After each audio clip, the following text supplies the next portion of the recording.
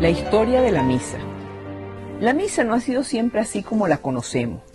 Para ello tenemos que remontarnos al Antiguo Testamento y a la última cena de Jesús. Vamos a recordar que Jesús en su última cena estaba celebrando el Pesaj, es decir, la Pascua judía. Y esta Pascua judía tenía una forma muy específica de celebrarla. Se celebraba de la misma forma en que se había celebrado aquella primera Pascua, aquel primer paso de la esclavitud en Egipto a la libertad. Recordemos que el faraón egipcio, después de las plagas, le había dicho a Moisés: está bien, llévate a tu pueblo. Y Moisés le dijo: aliméntense bien porque mañana salimos hacia la libertad. Los judíos esa noche del paso hacia la libertad, de la Pascua o el Pesaj, como se conoce en hebreo, comieron cordero, comieron hierbas amargas y pan sin levadura, porque no dio tiempo a que el pan creciera de la manera en que siempre crecía. Había que comer rápido. Y además de todo, tenían que comer de pie, con una serie de requisitos que tenía. Había una serie de costumbres que a lo largo de los años los judíos hacían. Antes de comer el cordero, por ejemplo, en la cena pascual judía se servía una copa y luego una comida con hierbas amargas y pan sin levadura, en recuerdo de todas las angustias que habían sufrido cuando salieron de Egipto.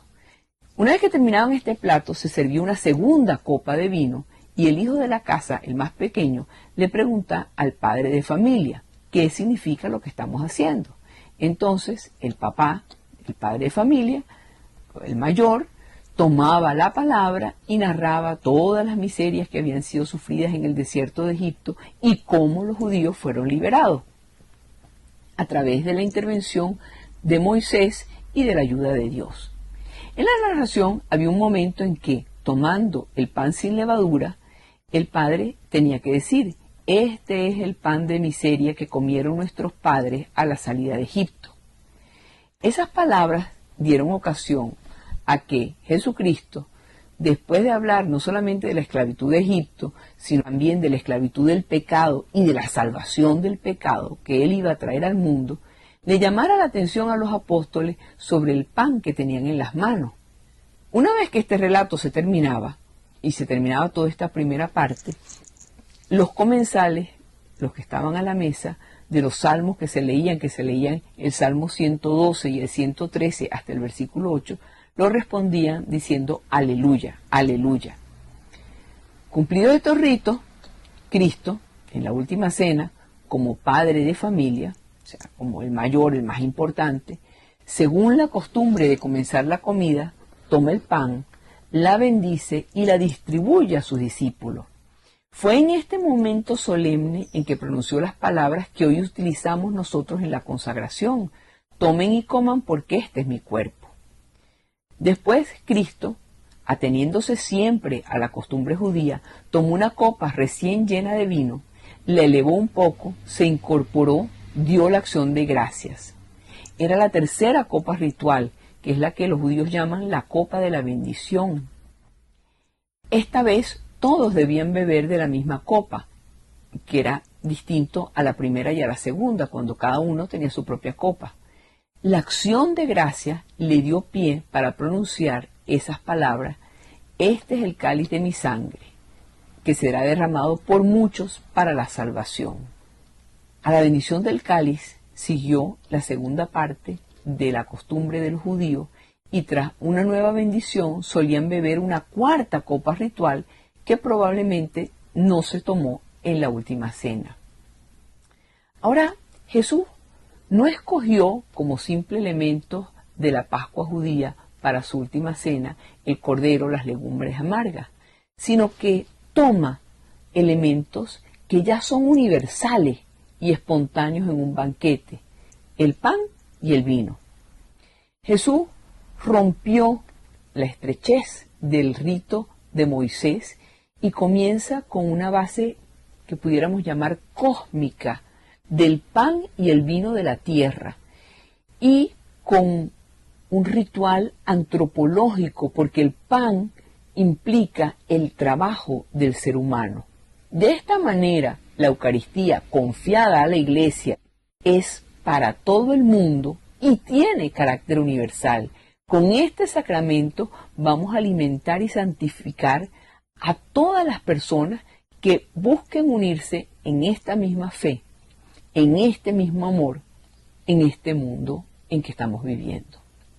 A las palabras sobre el cáliz, Cristo le añadió el mandato: hagan esto en memoria mía.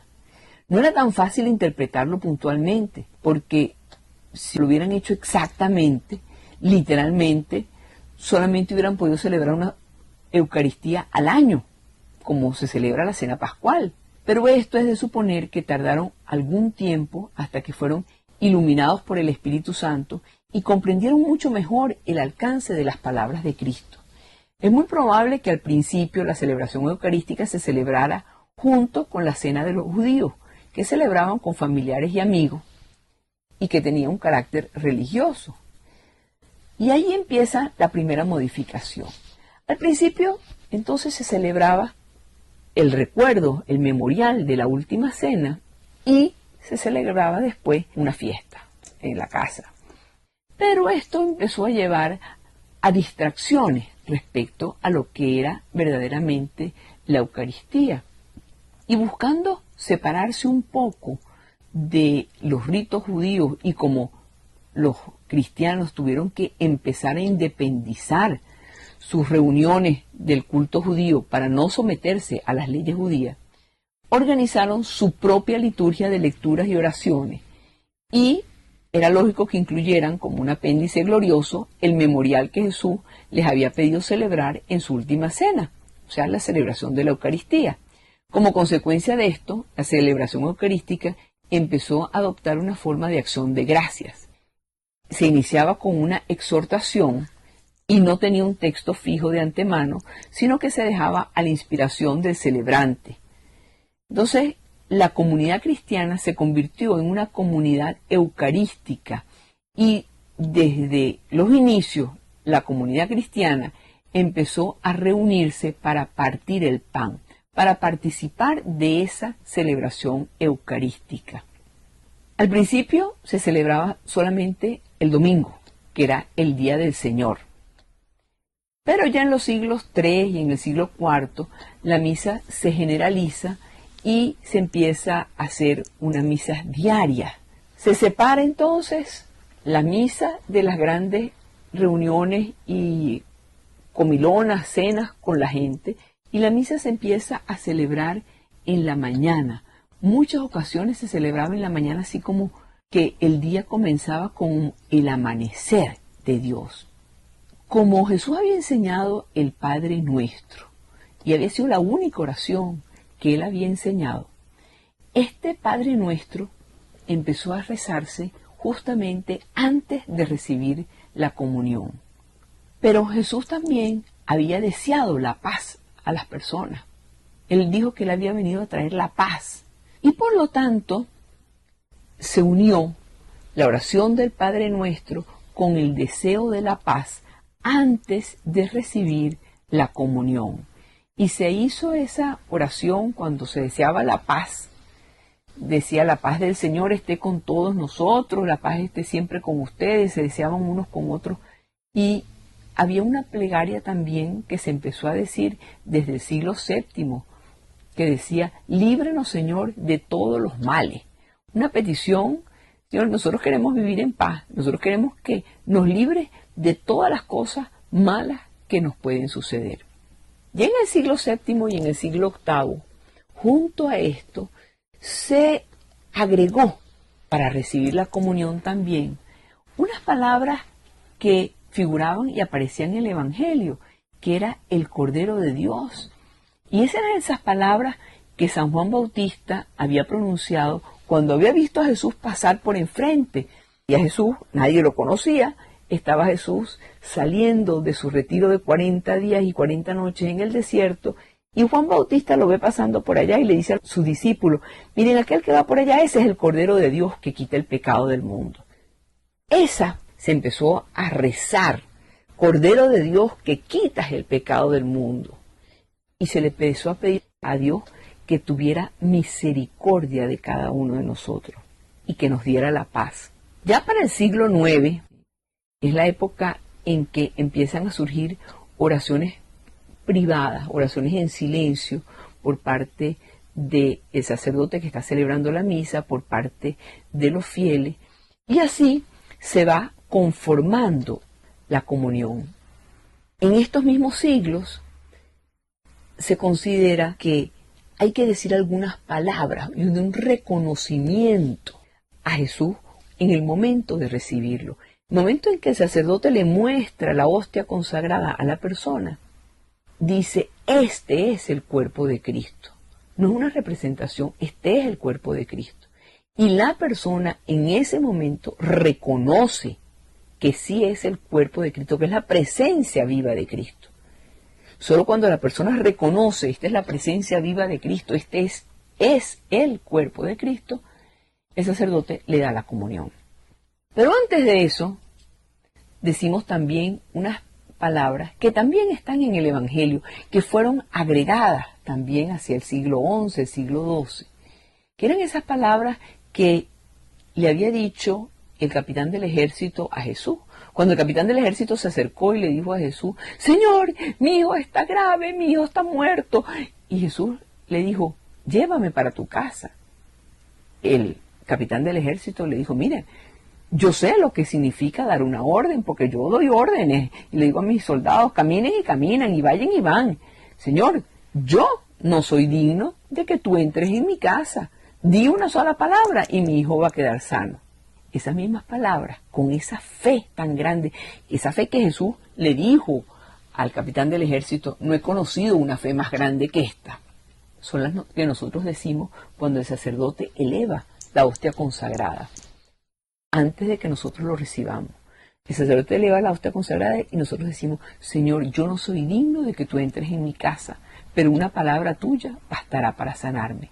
Así se va incrementando las oraciones y se va incrementando esa preparación para recibir a Jesús. Esa preparación para recibir a Jesús de Eucaristía, que es recibir al cielo entero, que es recibir a Dios por completo. En el Concilio Vaticano II, que se celebró a partir de 1962 y fue el Concilio Ecuménico número 21 de la Iglesia Católica, el 5 de diciembre de 1963 salió una constitución dogmática que se llamaba Sacrosanctum Concilium. Allí se decretaron una serie de nuevas leyes litúrgicas y ahí se permitía que la misa que se celebraba en latín, que era el idioma oficial de la Iglesia, se pudiera celebrar en el idioma de cada lugar donde se celebrara. ¿Por qué?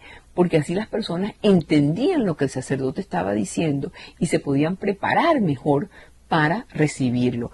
En África se podía hablar en cualquiera de los idiomas africanos, en Venezuela en español, en España en español, en Francia en francés, en los países de habla inglesa en inglés. Y así iba teniendo cada vez más significación lo que se rezaba.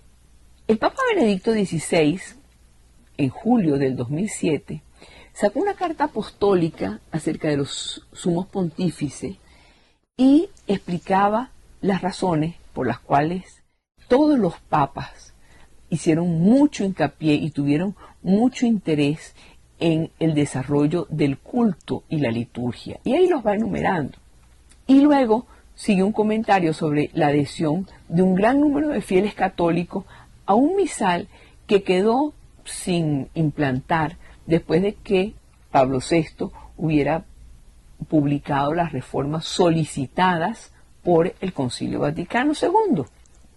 Benedicto XVI recuerda que ante esto la autoridad de la Iglesia concedió en el año 1984, a través de un documento de la Sagrada Congregación para el Culto Divino y la Disciplina de los Sacramentos, un indulto para el uso restringido de este misal. Poco después, Juan Pablo II animó a los obispos a que no le pusieran trabas a los fieles que pidieran que se utilizara este misal en sus respectivas diócesis. Tanto Juan Pablo II como Benedicto XVI consultaron con cardenales, obispos, lo meditaron profundamente y el Papa Benedicto XVI decidió ampliar todavía más el uso de esta forma litúrgica y entonces dijo que se podía utilizar aquel misal elaborado por el Papa Pablo VI, que muy poca gente lo conocía, y dijo que en las misas donde no había gente, el sacerdote podía escoger si rezaba las oraciones en latín o rezaba las oraciones en la lengua original de su país. Eso era si no había ninguna persona. También, porque acuérdense que los sacerdotes tienen la obligación de celebrar todos los días la misa. Muchas veces tienen personas y otras veces las celebran solitos. Preferiblemente habría que celebrar las misas siempre con otras personas, con otros fieles.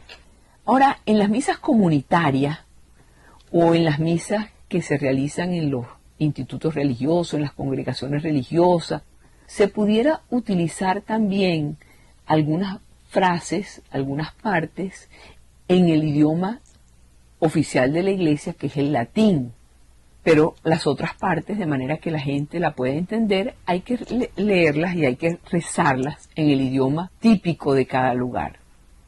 Si por ejemplo un obispo no aceptara la petición de los fieles por algún motivo, los fieles pudieran volver a solicitarlo y pedir que les dieran el permiso para celebrar algunas de las partes de la misa en el propio latín. El Papa autoriza el uso del idioma latín, que es el oficial de la Iglesia, en determinados momentos, en determinadas circunstancias. Y muchas veces dice, cuando son misas con personas de muy diferentes idiomas, se puede utilizar el idioma latín de manera de que todos entiendan. Esto para poder acercar cada vez más la misa a las personas. El Papa Benedicto XVI entonces autoriza ampliamente el uso de la tradicional misa en latín, porque la misa, amigos, es para todas las personas. La misa es la presencia de Dios entre nosotros y con Dios siempre ganamos.